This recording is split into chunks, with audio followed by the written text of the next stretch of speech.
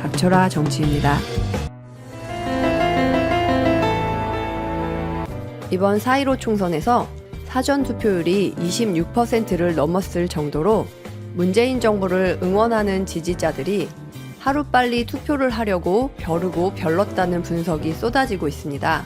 그리고 이준석 미래통합당 최고위원도 부정선거다, 사전투표가 조작됐다, 이런 음모론을 꺼내는 미통당 일부 의원들에게 아직도 정신 못 차렸다, 사전투표에서 진 사람이 바로 나다, 직장이 있는 50대 국민들은 민주당을 찍었고 직장이 없는 가정주부나 50대층은 미통당을 찍었다, 그래서 진 거다 하면서 사전투표율이 조작됐다고 음모론을 제기하려는 일부 지지자들에게 핵사이다를 날리고 있는 상황인데요. 어쨌든 이번 4.15 총선의 승리, 민주당이 180석이라는 거대 여당으로 압승할 수 있었던 원인은 문재인 대통령과 민주당의 정권 유지를 위한 깨어있는 시민들의 선택이 있었기에 가능했던 일 아닙니까? 그런데 선거가 끝난 지 며칠도 안 돼서 유시민 이사장이 정치 평론을 그만둔다고 하니까 민주당 탓이다, 민주당에서 은혜도 모르고 유시민을 공격해서 그렇다, 민주당에서 열민당을 공격하는 바람에 중도층들 마음이 떠나서 180석밖에는 못한 거다, 이런 분열 조짐이 보여지고 있는 상황인데요. 그런데 제 개인적인 생각은 한편으로 봤을 때 손혜원이나 정봉주 이런 분들만큼 과연 우리가 열성과 투지가 있는 사람인가? 이런 생각을 또 해보면 정말 부끄러운 거 아닙니까? 아마도 이러한 사람들은 만약 일제강점기 시절이었으면 독립투쟁에 투신했을 만큼 나라를 위한 우국충정으로 가슴이 뜨겁게 타오르는 분들 같은데 그렇게 열정이 흘러 넘치다 보니까 앞만 보다가 격한 감정이 튀어나올 수도 있는 거 아닌가? 이런 생각도 들거든요. 그리고 어제 인터넷에서 유시민 이사장이 정치 비평을 그만한다고 하니까 유시민 이사장의 180석 얘기 때문에 손해를 봤다는 이근형 전략기획위원장이 정치 비평 계속해라, 유시민 이사장 마음 이해한다 라는 기사가 떠버리는 바람에 아주 이근형 기획위원장을 공격하는 댓글에 좋아요 버튼을 누르는 분들이 정말 많았거든요.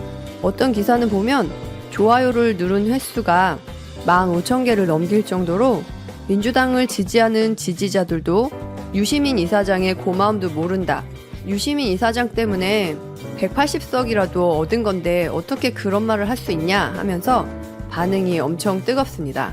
그러니까 민주당 지지자들이나 열민당 지지자들이 이렇게 분노하는 이유가 뭐겠습니까?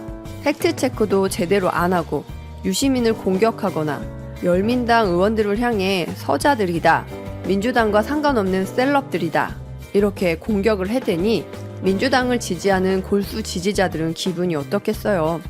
아니, 좀 생각을 해보자고요. 이번에 있었던 몰빵론 때문에 열린민주당을 찍으려고 했다가 혹시라도 민주당이 잘못될까 걱정돼서 더불어시민당을 찍은 지지자들이 어디 한두 명입니까? 인터넷 커뮤니티 돌아다녀보면 원래 검찰 개혁과 공수처 설치 그리고 민주당 하는 일이 너무 답답해서 문재인 정부를 지키려면 최강욱이나 주진영 같은 싸움꾼이 필요하다, 그래서 열린민주당을 찍어야 된다던 지지자들이 결국엔 몰빵론 때문에 민주당을 위해 더불어시민당 찍었다는 분들이 한두 명이 아니거든요.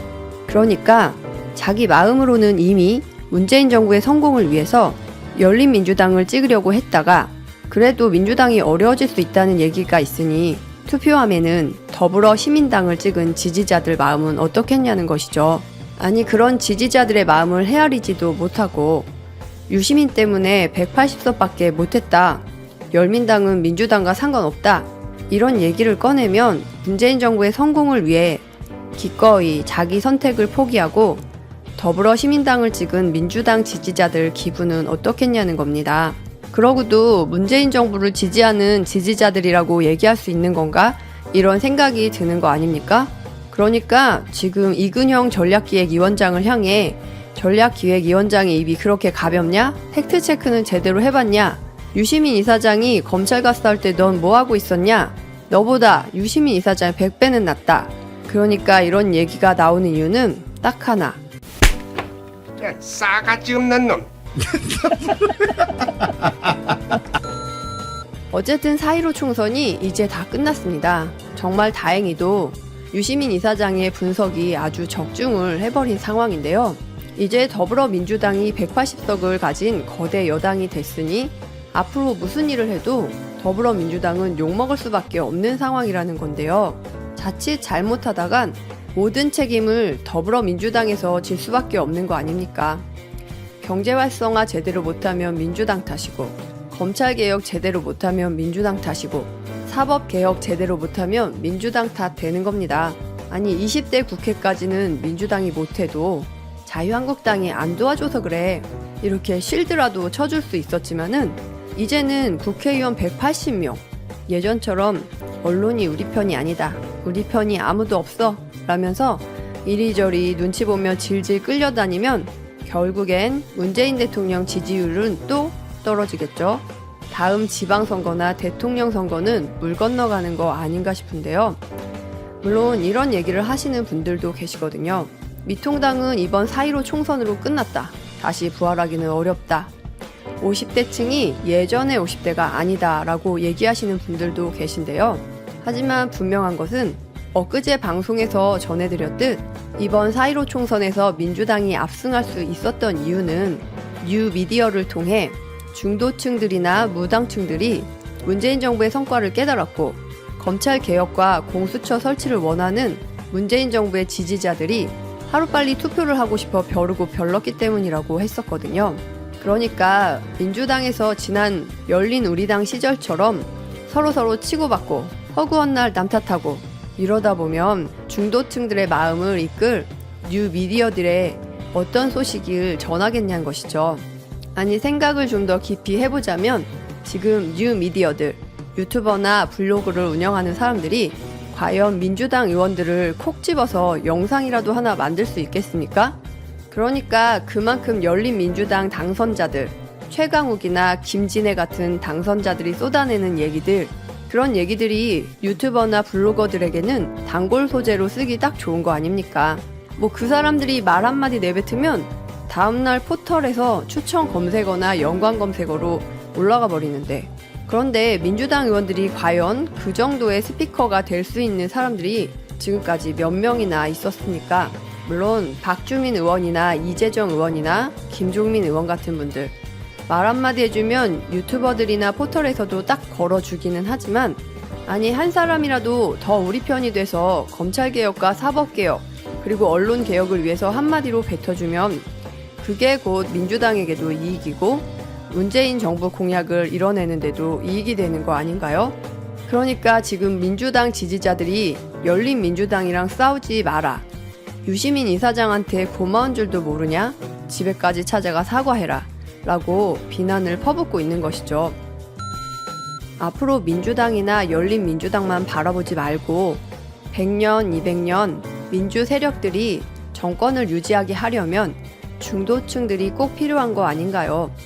그런 중도층들을 포섭하기 위해선 감정을 다소 누그러뜨려야 한다는 것이고, 특히 180석을 얻은 거대 여당이 돼버린 민주당 인사들이라면 입조심해야 한다. 말 한마디 꺼내기 전에 먼저 팩트라도 체크하고 꺼내야 한다. 그게 아니면 차라리 아무 말도 꺼내지 말아야 한다. 이런 생각이 듭니다. 그렇게 오직 문재인 정부의 성공을 위해서 우리 민주 진영의 장점을 보면서 민심을 얻어야 하는 게 아닌가 싶은데요. 참고로 중국 격언에 군대가 지나간 자리는 덤불만 남는다. 이런 말이 있는데, 그러니까 모택동이 이런 격언을 생각했는지 민심을 얻고서 중국을 먹어버린 거 아닙니까? 그래서 우리 민주당 지지자들도 민심을 반하는 일들은 조심조심 하면서 민주당이 최하 100년은 이끌어가는 정권을 창출해내야 되는 거 아니겠습니까? 물론 중도층은 실체가 없다. 선거일이 되면 다 보수 찍더라. 이런 말을 하는 분들도 계시지만은 이 중도라는 세력이 이번 4.15 총선에서도 유튜브나 개인 블로그 글들을 보면서 문재인 정부가 잘하고 있다. 문재인 정부 아니었으면 이번 신종 바이러스 사태 어떻게 이겼을까? 이런 생각들이 들으셔서 민주당 찍었다는 분들이 많으신 만큼 그래서 중도층을 꼬셔야 한다는 말은 절대 틀린 말은 아니라는 겁니다. 앞으로 어떻게 해서든 우리 민주당 영역을 넓혀야 하는 거 아닙니까? 그렇게 때로는 비굴한 부분이 있게 보일지라도 정권을 잃어버리면 할 일을 할 수 없게 되는 거니까. 그리고 저희 채널에서 계속 강조하고 있는 얘기가 하나 있는데 바로 문재인 정부의 국정 철학은 사람이 먼저다. 이 사람이 먼저다라는 말은 곧 사람의 겉모습을 살피라는 게 아니라 그 사람의 마음을 살펴서 뭐가 필요한지, 어떻게 도와줘야 할지 먼저 소통하고 또 소통하려고 노력해야 한다는 가르침이잖아요. 그런데 팩트체크도 안 해보고 민주당을 지지하는 사람들을 공격하면 대체 뭐 하자는 건지 모르겠는데, 아니 문재인 대통령께서 당선이 되던 날 이삿짐을 싸던 김정숙 여사가 집 앞에 찾아온 시민을 위해 이삿날이라 식사 대접을 못하니 집에 가서 라면이라도 끓여 먹으라며 라면이라도 싸주지 않았습니까? 그러니까 그런 모습을 보고 많은 국민들이 감동을 받았잖아요. 그렇게 사람의 마음을 헤아리는 모습을 보이라는 게 바로 문재인 정부의 국정 철학, 사람이 먼저다, 이거 아닙니까? 그런데도 문재인 대통령을 지지한다고 하면서 사람이 먼저다라는 이 국정 철학을 제대로 이해하지 못한 지지자들도 많은 것 같은데, 앞으로 인터넷 시대를 데이터 경제라고 부르거든요. 근데 이 데이터 경제라는 건 사람의 마음이 곧 돈이 되는 시대를 말하는데요. 그러니까 중국의 AI 기술이 50억 인구를 대상으로 연구하며 발전을 시켜서 미국을 지금 긴장시키게 만드는 거 아닙니까? 그만큼 사람이 먼저다라는 문재인 정부의 국정 철학은 배울 것이 단지 정치 쪽만 있는 게 아니라 경제 쪽에서도 그 가치를 드러내는 거라고 생각하거든요. 지금 한 예로 외국에 나가 있는 우리 교민들을 비행기 띄워서 데려오다 보니까 다른 나라에서 부러워하는 상황이잖아요. 그렇게 해서 대한민국이라는 국격은 더 올라가게 된 셈이고, 이렇게 사람들의 마음을 움직이는 이런 문재인 정부의 정책들이 인터넷을 통해 여기저기 퍼지면서 결국에는 수출에도 도움이 되는 거고요. 그래서 저는 사람이 먼저다라는 문재인 정부의 국정 철학을 제대로 이해하지 못하는 사람들이라면 막연한 생각에 빠진 지지자일 뿐이고, 더 나아가 민주당과 열린민주당을 분열시키려는 사람으로밖에 안 보이거든요. 그러니까 어떻게 해서든 문재인 정부의 성공, 그리고 민주 세력들의 100년 집권을 위해선 어떻게든 우리가 손잡고 같이 가야 된다는 생각입니다. 우리나라는 보수 세력이 집권한 건 60년이고 민주 세력이 집권한 건 고작 13년입니다. 그러니까 13년밖에 안 된 아직도 철없는 민주 세력이라면 국민들 무서워서라도 입단속해야 되는 거 당연한 일 아니겠습니까? 앞으로 180석을 얻은 민주당은 아까도 말씀드렸듯 이래도 욕먹고 저래도 욕먹습니다. 그러니까 어떻게 해서든 민주당을 지키기 위해선 입 조심하고 열린민주당과 손을 꼭 잡고 가야 되는데, 열린민주당은 적폐 세력들을 토벌하는 선봉대고 민주당은 그 뒤를 든든히 받쳐주는 본진 세력으로 유지가 된다면 얼마나 보기에도 딱 좋아 보입니까? 더구나 열린민주당처럼 성능 좋은 스피커가 딱 소리를 지르면 그 여파는 뉴 미디어들이 띄워줄 수 있는 좋은 소재들이잖아요. 그리고 가장 중요한 것, 문재인 대통령 퇴임하신 이후에 시골로 내려가 사시겠다고 하지 않았습니까? 그러니까 문재인 대통령 내외가 앞으로 마음 편하게 사실 수 있는 방법은 지지자들의 단결, 오직 단결뿐이라는 생각이 듭니다. 그럼 끝까지 들어주셔서 감사드리고 좋은 의견 있으시면 댓글 많이 남겨주세요. 네, 국내 코로나19 하루 신규 확진자가 8명으로 61일 만에 한 자릿수를 기록했습니다. 하지만 정부는 낙관적인 예측을 할 수는 없다며 사회적 거리두기를 5월 5일까지 연장하기로 했습니다. 다만 강도는 완화했습니다. 네, 관련 내용 감염내과 전문의인 신상엽 한국의학연구소 학술위원장과 짚어보겠습니다. 어서 오세요. 안녕하십니까? 안녕하세요. 네, 일단 정부의 내용을 먼저 정리를 좀 해보도록 하겠습니다. 다음 달 5일, 5월 5일까지 이 사회적 거리두기 강도를 완화해서 연장하기로 했습니다. 또 종교시설 등 4대 밀집시설에 대해서는 운영 중단 강력 권고는 해제하지만 방역 지침 준수 명령은 그대로 이어가겠다 이렇게 밝혔거든요. 먼저 이번 정부의 완화 수준 어떻게 보고 계십니까? 지금까지 이제 우리가 강력한 사회적 거리두기를 하면서 이제 어느 정도 이제 그 유행이 안정화 추세에 이제 접어들었지 않습니까? 근데 네.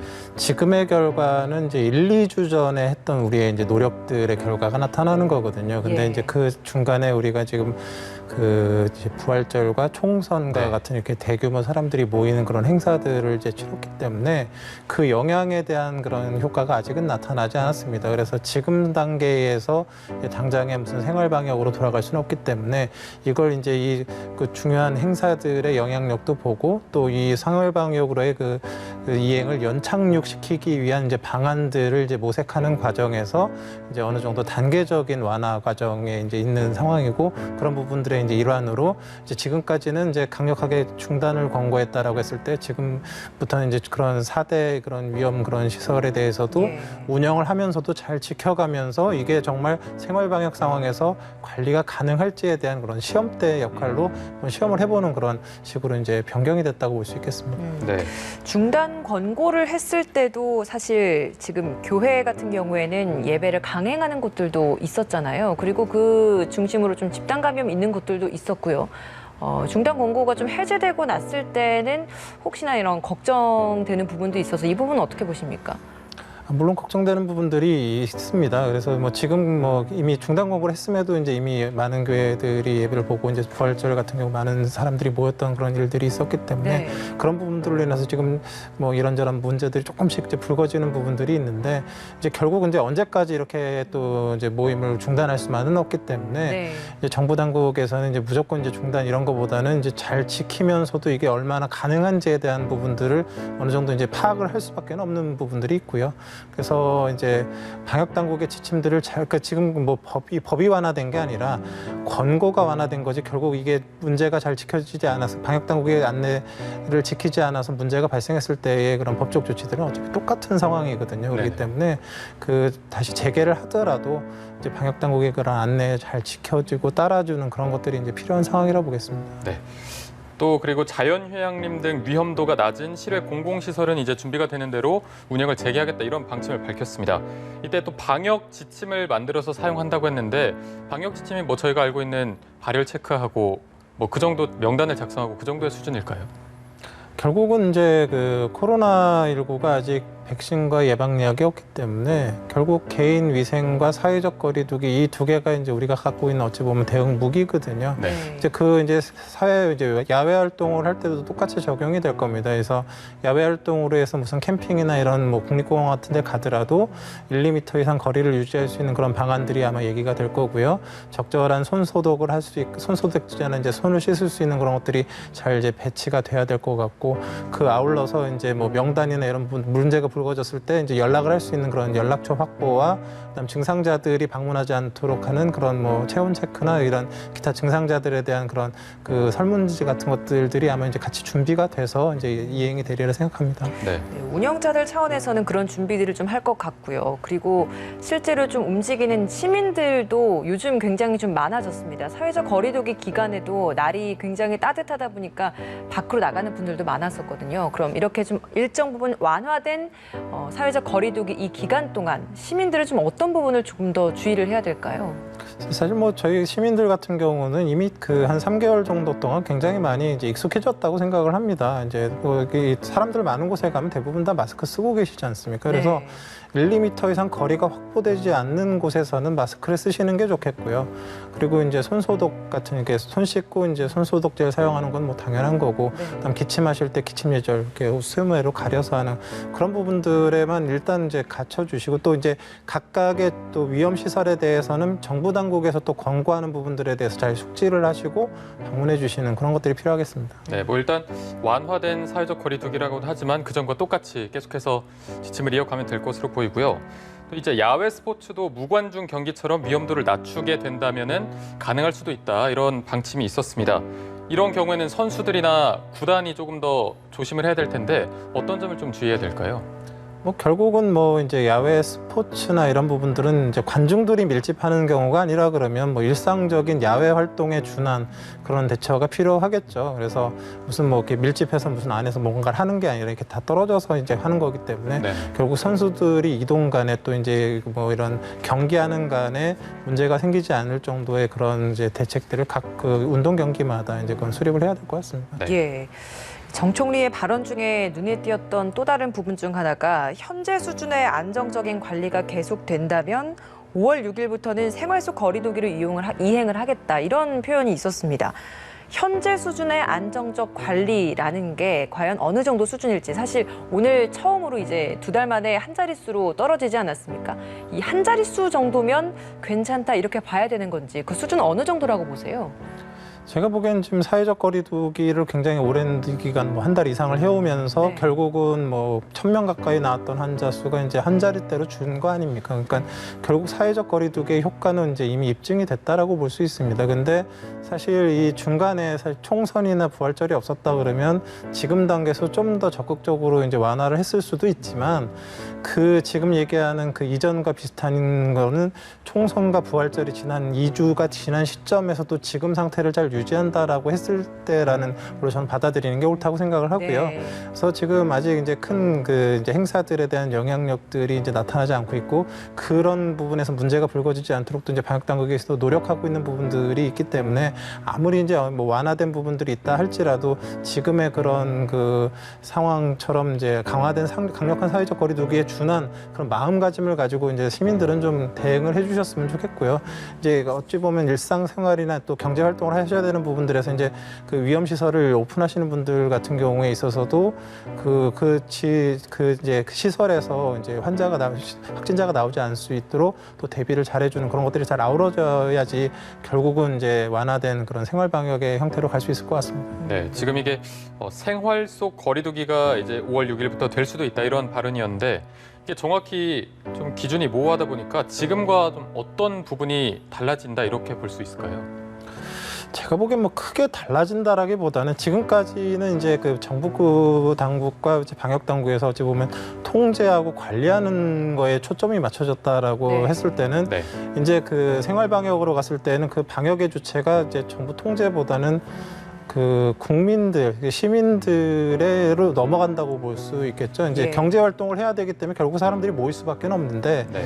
결국 그 각자가 다 노력하지 않으면 이렇게 통제해서 따른다고 해결이 될 문제가 아니거든요. 결국 사람들이 모이는 과정에서는 각자가 경각심을 가지고 너무 많이 밀집하면 안 되겠구나, 마스크를 필요할 땐 잘 써야 되겠구나 이런 것들 그런 생활 속에 그런 마음 이제 어찌 보면 습관처럼 밴 그런 부분들이 있지 않으면 또 이제 코로나19가 지역사회에 유행할 수 있기 때문에 이제 그런 습관들을 어찌드리고 또 그 각 시설에서 또 대책을 마련하고 또 이게 대책이 효과적인지를 확인하는 그 시간들이 한 2주 정도 더 필요한 걸로 보이고요. 지금 그 시점이 맞다고 봅니다.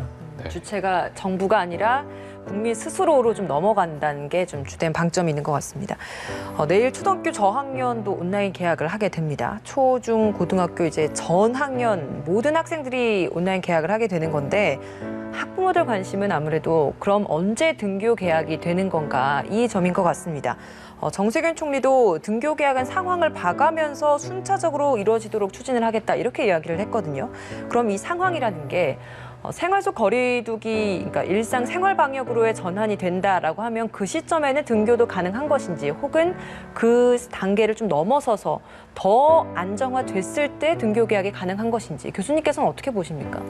결국 뭐 이제 생활 방역의 단계까지 갈 수 있다라 그러면 개학도 가능할 거라고 봅니다. 근데 지금 정부 당국이나 이런 데서 좀 굉장히 조심스러운 이유가 네. 뭐 이제 이 신종감염병은 미리 겪어본 경험한 그런 나라들의 그런 정보들이 굉장히 유용하거든요. 근데 이미 싱가포르 같은 경우가 이제 등교 계약을 했다가 2주 만에 철수하고 지금 그렇죠. 대유행을 하고 있는 양상이거든요.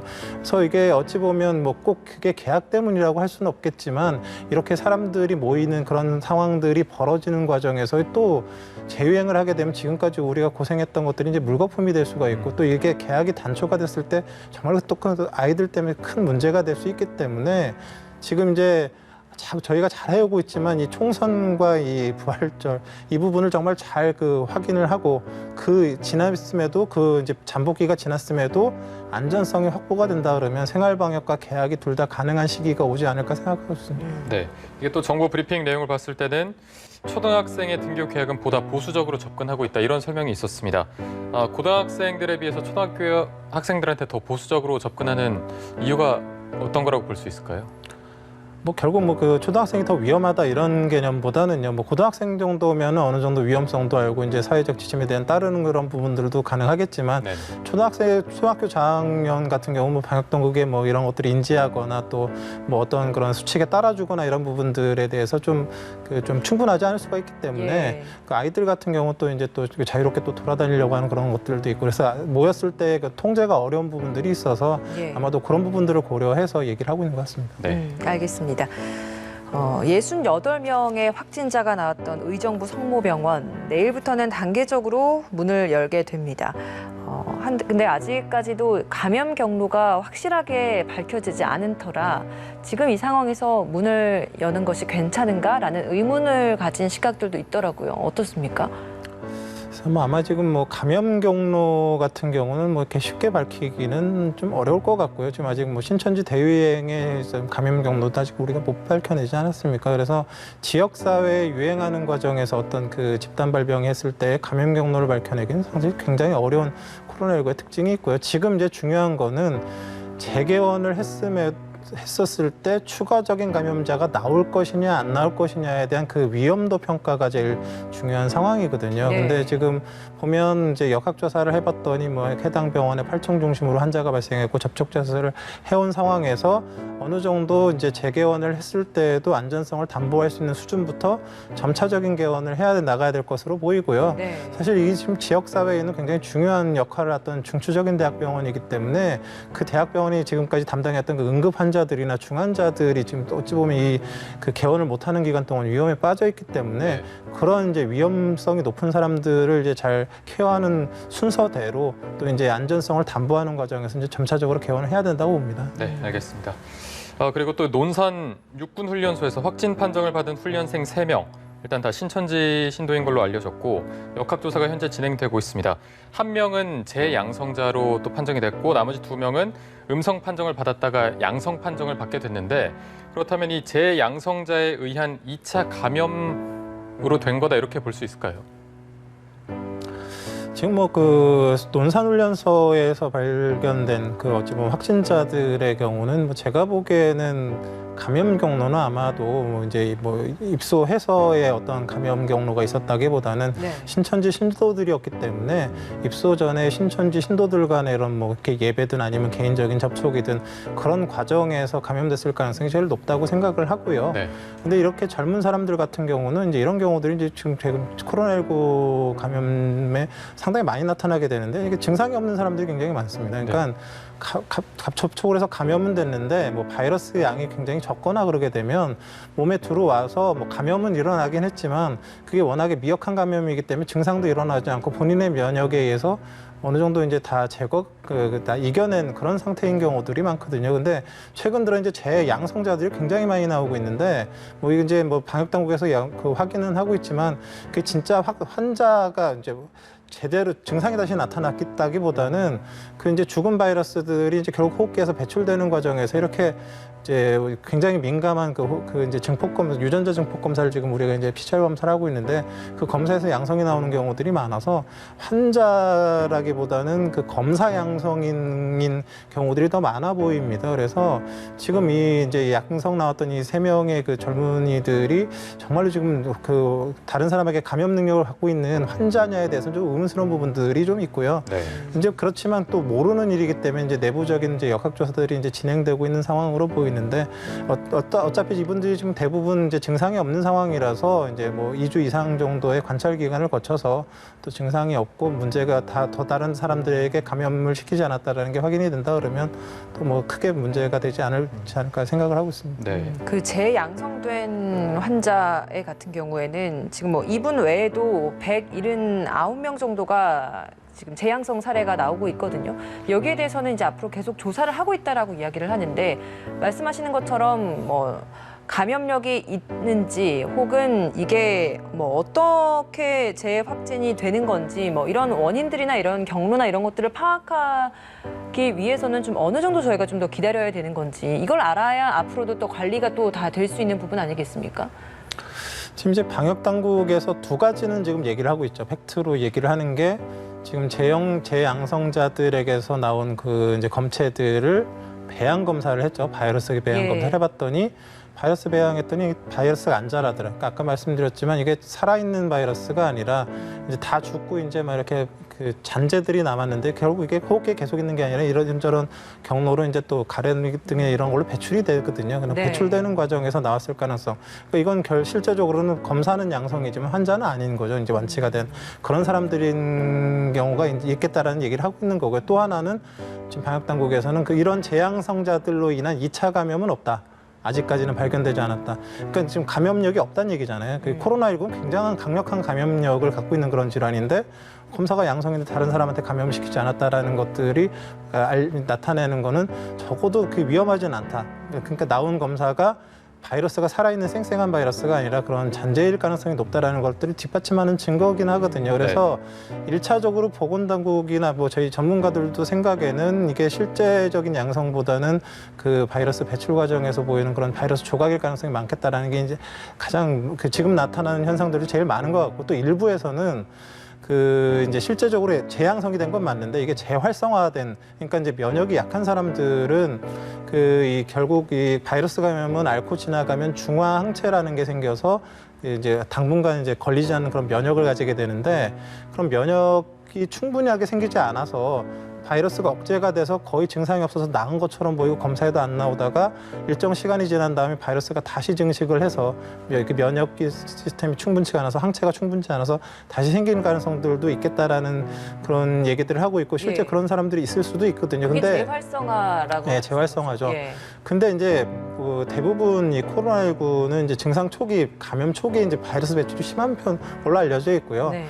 증상이 나타나고 3주가 지나면 그 바이러스 배출이 거의 없는 걸로 돼 있거든요. 그러니까 이 설령 재활성화가 됐던 사람이라 할지라도 증상이 심하지 않고 그런 사람이라 그러면 항체가 아예 없는 경우는 아니고 있는데 나타난 정도이기 때문에 다른 사람에게 감염력 자체는 상당히 떨어질 거라는 추정을 할 수 있거든요. 그래서 문제는 되는 건 맞지만 이분들이 그렇게 실제적인 지역사회에 막 대유행을 일으킬 만한 그런 감염력을 갖고 있을 가능성은 거의 없기 때문에 이제 보다 명확한 결과는 나와봐야 되겠지만 어찌 바이러스 조각이든 재활성화든 면밀한 확인은 필요하지만 이분들에 의한 위험성은 그 신규 환자보다는 떨어진다라고 볼 수 있을 것 같습니다. 네, 알겠습니다. 자, 그리고 저희가 전 세계 상황도 한번 종합해 보도록 하겠습니다. 미국과 유럽은 조심스럽지만 좀 정점이 지났다 이렇게 판단을 하고 있는 것 같습니다. 뭐 봉쇄 완화 조치에도 들어갈 움직임을 보이고 있는데 일본은 지금 굉장히 가파른 증가세를 보이고 있습니다. 일본에서 이렇게 급작스러운 그런 증가폭이 일어난 이유는 뭐라고 보십니까? 그래서 뭐 남의 나라 정책에 대해서 뭐 이렇게 말씀드리긴 좀 그렇긴 한데요. 사실은 그 방역이라는 거의 첫 시작은 누가 뭐래도 조기 진단부터 시작이 됩니다. 초기 대응이. 예. 환자가 어디 있는지 모르는데 어떻게 방역을 합니까? 어떻게 접촉자 조사를 하고요. 되지도 않는 얘기지 않습니까? 그런데 지금까지 그 일본 같은 경우는 이런 진단에 굉장히 소극적으로 임해왔기 때문에 어디에 어떻게 환자가 있는지를 모르기 때문에 지금 나타나고 있는 환자의 대부분의 감염 경로를 알지 못합니다.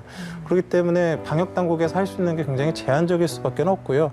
그리고 이제 2차적으로 이제 환자가 발생하게 되면 우리도 이제 대구에서 겪었지만 중증 환자 분류를 제대로 해가지고 중증 환자들이 제대로 치료를 받게 하지 못하면 집에 있다 돌아가시는 분들이 생기고 제대로 된 의료기관을 확보하지 못해서 돌아가시는 일들이 생기고 있는데 네. 그런 분류 체계 자체에 대한 아직 그런 대책이 없어 보이고요, 정확하게. 네. 그리고 사회적 거리두기도 그닥 잘 되고 있는 것 같지도 않고요.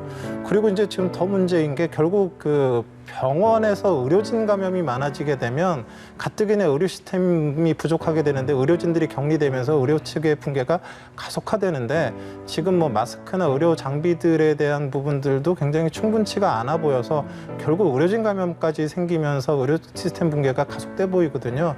지금 결국은 이제 컨트롤 타워도 부실하고 정책도 좀 원활치가 못하고 그러니까 교통 정리가 안 되니까 혼란이 계속되고 있는데 이게 당분간은 이 혼란이 좀 계속될 상황으로 보입니다. 지금. 네. 미국이랑 유럽은 봉쇄 완화 조치에 들어갈 움직임을 보이고 있잖아요. 괜찮은 겁니까? 사실 미국이나 유럽도 사실 우리나라의 그런 그 전례들을 좀 잘 봐야 될 필요가 있다고 생각을 하는데요. 예. 아직 뭐 완화를 얘기하기에는 지금 그 유행이 지금 제가 보기엔 별로 사그러들었다고 보지는 않거든요.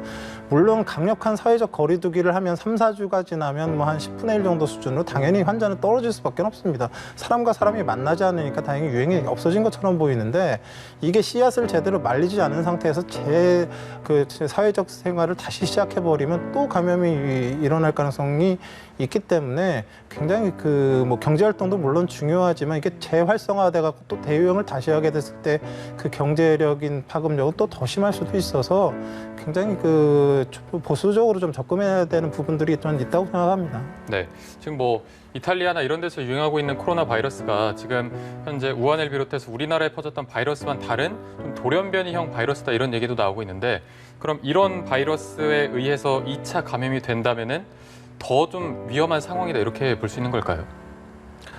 글쎄 뭐 지금 그 뭐 바이러스 돌연변이 관련된 부분에서는 지금 제가 보기엔 그게 큰 영향이 있다고 생각하지는 않습니다. 그 결국 이제 이제 예전에 스페인 독감이나 뭐 몇몇 이제 신종감염병의 유행 양상을 보면 1차 유행이 있고 난 다음에 시간이 한참 지난 다음에 2차 대유행이 있고 또 3차 유행이 있고 이런 상황들이 이제 벌어지는데 이제 이랬던 대유행이 생기면서 이제 간혹은 또 특히 독감 같은 경우는 그런데 이 유전자 변이가 생기는 경우들이 있습니다. 근데 대부분의 신종감염병이 유전자 변이가 생겼을 때는 독성이 강화되는 게 아니라 독성은 확 낮아지면서 전파력이 올라갑니다.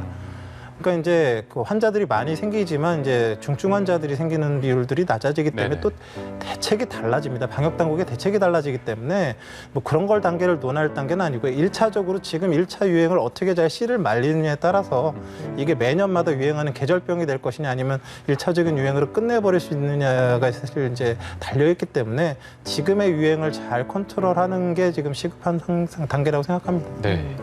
치료제와 백신 개발 전 세계적으로 굉장히 지금 열심히 뛰어들고 있는 것 같습니다.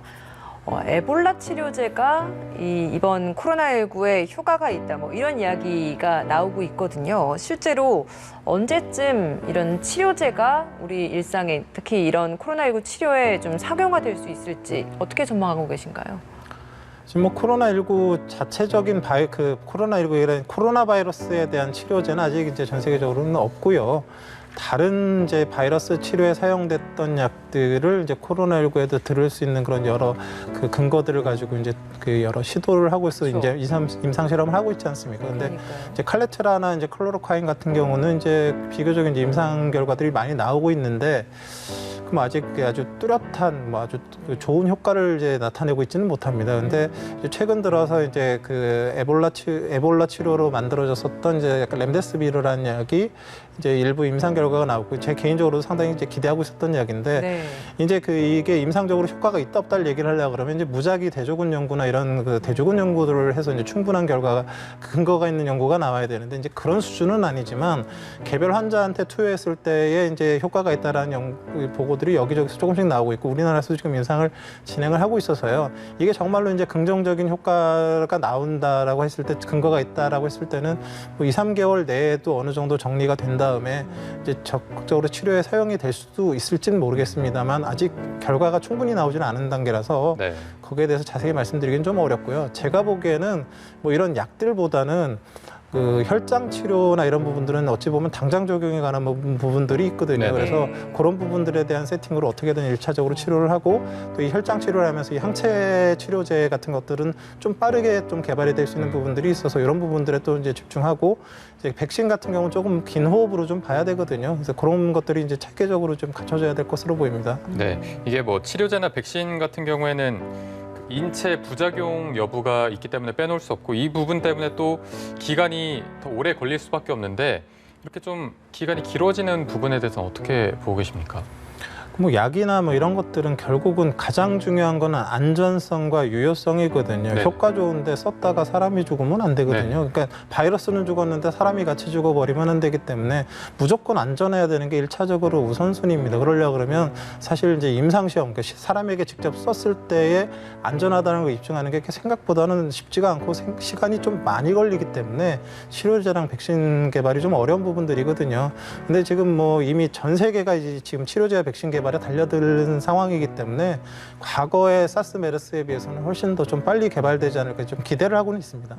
안전성 말씀을 해주셔서 앞서 이 치료제나 백신 개발보다는 더 빨리 지금 당장 시작할 수 있는 것에 대해서 혈장 치료 말씀을 해주셨잖아요. 근데 우리 보건당국 입장에서는 이 혈장 치료 같은 경우에도 아직 적용 사례가 적고 뭐 중국에서도 혈장 치료 적용 사례가 많지는 않기 때문에 이 또한 안전성에 있어서는 아직 보장할 수 없다라는 이야기를 했거든요. 이건 어떻습니까?